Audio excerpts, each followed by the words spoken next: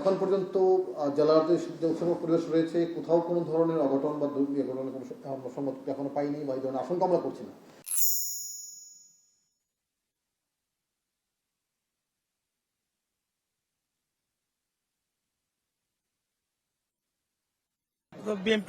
BNP Jamiat জোট থেকে প্রার্থী দেওয়া হয়েছে আল্লামা আবদুল্লাহ হক সাহেবকে।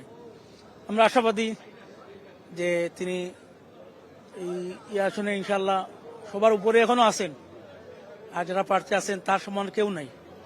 এই জন্য আমরা আশাবাদী তিনি সর্বোচ্চ ভোট পেয়ে পাশ করবেন। আমরা শতভাগ আশাবাদী। এখানে যেহেতু বাংলাদেশ জাতীয়তাবাদী দল বিএনপির পক্ষ থেকে এই জোটের পক্ষ থেকে উনি টিকিট পেয়েছেন, সবই জমিয়তে উলামা ইসলাম এবং বিএনপির নেতাকর্মী যারা আছেন সবাই মাঠে ঝাঁপিয়ে পড়ছেন। ইনশাল্লাহ আমরা শতভাগ আশাবাদী বিজয় হবে আমাদের ইনশাল্লাহ। দীর্ঘ 17 বছর পর নির্বাচনের যে একটা মানুষ বিগত 17 বছরের নির্বাচনের পরিবেশ ভুলে গিয়েছিল।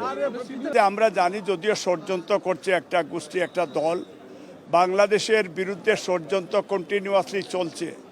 একটা গ্রুপ আছে তারা ধর্ম ব্যবসা করতেছে, তারা ধর্মের নামে রাজনীতি করতেছে। এত বড় সমাবেশ আমরা করেছি এবং আমার এলাকার প্রত্যেকটি মানুষ আমাকে সমর্থন দিয়েছে।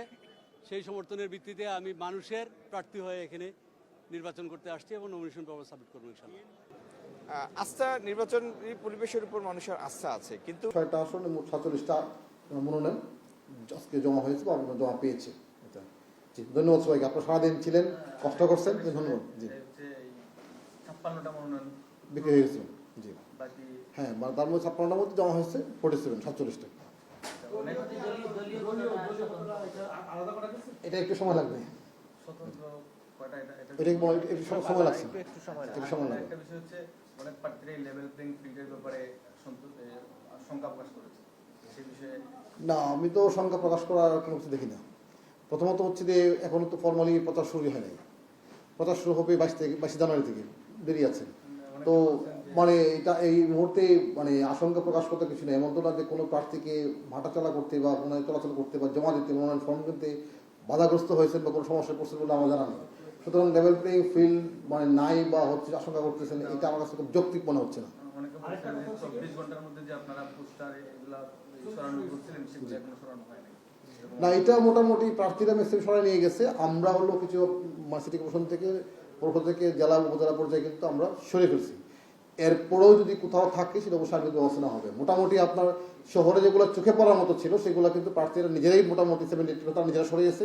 বাকিটা আমরা কিন্তু নিজের পৌরসভা থেকে শুরু করে সিটি কর্পোরেশন সহযোগিতা আমরা কিন্তু নিজেরা সরিয়েছি। আচরণবিধির ব্যাপারে হচ্ছে আপনার এখানে পর্যন্ত 5 জন এসে ঢুকলেও অনেকে মানে দল বল নিয়ে আসছে, আপনার পুরো অসম্পূর্ণ অনুকূল না, আমি তো মনে করি যে আজকে ধরেন এই যে যেগুলো মনোনয়ন জমা দিয়েছেন, আজকে আপনারা সারাদিনই ছিলেন, এটা একটা উৎসবমুখর পরিবেশ। এবং এখন পর্যন্ত জেলাতে যে উৎসব পরিবেশ রয়েছে কোথাও কোনো ধরনের অঘটন বা দুর্ঘটনার কোনো সম্মত এখনো পাইনি বা এই ধরনের আশঙ্কা আমরা করছি না। আমরা আশা করছি এই দীর্ঘ অনেক দিন আমাদের এই জনগণ ভোট দিতে পারেনি, একটু মন বেদনা ছিল, কষ্ট ছিল। এই নির্বাচনটা অত্যন্ত উৎসবমুখর নির্বাচন হবে এবং আমরা এই জেলায় ইনশাল্লাহ সব কিছু দিয়ে আমরা একটা উৎসবমুখর এবং নিরপেক্ষ স্বচ্ছ একটা নির্বাচন আমরা উপহার দেবো এবং যে কোনো মূল্যে এটা আমরা করবো।